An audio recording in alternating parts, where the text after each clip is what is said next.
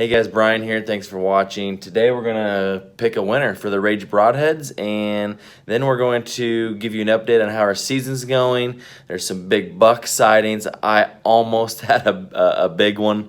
I was actually going out. I would have shot a little guy, and this big one showed up. Anyhow, we'll get into that in a minute, but let's pick a winner of the Rage Broadheads. All right, here we go. So numbers 1 through 53 will be for the YouTube channel, and then the numbers after that will be Facebook and then Instagram. Let's do this. All right, so we got 1 through 59, and we are going to click generate and see what we come up with. 14. So we're going to count the comments on YouTube here.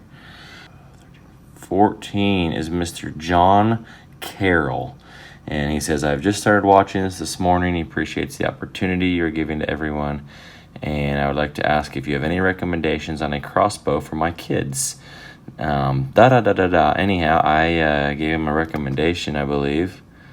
Carbon Express X-Force blade, and he says thank you, and I said Barnett Recruit is also a good one. All right, awesome. Well, John Carroll, I'll have a comment or my email in the description below, and what you need to do is shoot me an email, buddy. So shoot me an email, Facebook Messenger. All my information's on here. eFactor Outdoors or directly Brian Ellermitz on Facebook there. But one way or another, I'll probably give you about a week to contact me, and if you don't, I'll have to pick somebody else. So anyway, congratulations. Also, when you contact me, tell me your shirt size, and I'm going to send you an eFactor Outdoors shirt along with that. So we did a lot of driving around this summer, like in July when the beans are coming up, and we're looking for populations of deer, we're looking for bucks, and just kind of trying to decide where we're going to focus on hunting on public land this year. And you can see in this video right here, oh man, I found this one spot, several spots really, where there's just a ton of big bucks here on this public land. Not to mention just areas that were just loaded with deer. So I'm really excited for this year because it's just, honestly, I saw the most deer in years that I've seen out in the fields on public land. Of course, they're all disappeared now into the woods after the acorns, but man, it's going to be awesome.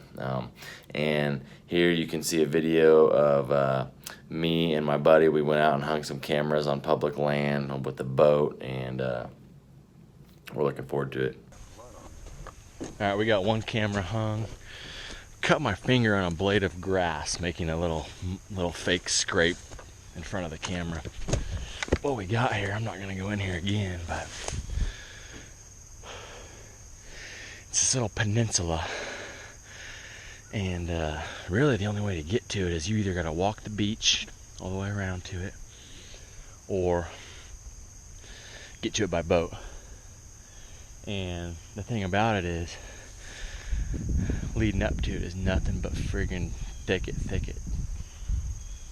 So this is kind of open, the sun hits it. I can see some deer late morning coming in here and bedding down, maybe later in the year when they get some pressure. It's pretty far back. So we hung a camera on there.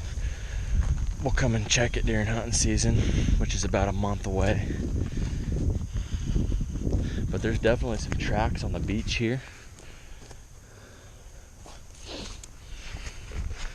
We're gonna go hang another camera. So I've been out maybe 4 times so far in 6 days, and I've taken my girls out trying to get them her first deer. We didn't make that happen. We're sitting over food plots and just didn't happen. And then I took my boy out, same thing, didn't see much. I ended up going out, and we'll keep the location undisclosed. That's how deer hunters like to do it, right? So anyhow, I was able to get and find a buck that's moving during the daylight. And to be honest, it was a pure accident, but sitting next to some areas where there's already some scrapes and rubs, some fresh ones. And lo and behold, man, I had this real nice 10-pointer come out, and he started making a scrape, rubbing his glands on his eyes and nose and everything all over the branch. And you can see why they call it a licking branch. You can see this buck actually licking the branch. It was really cool. So watch this video right here, and it's a little lengthy, but I just wanted to show you how he was rubbing his face and licking that branch at the same time.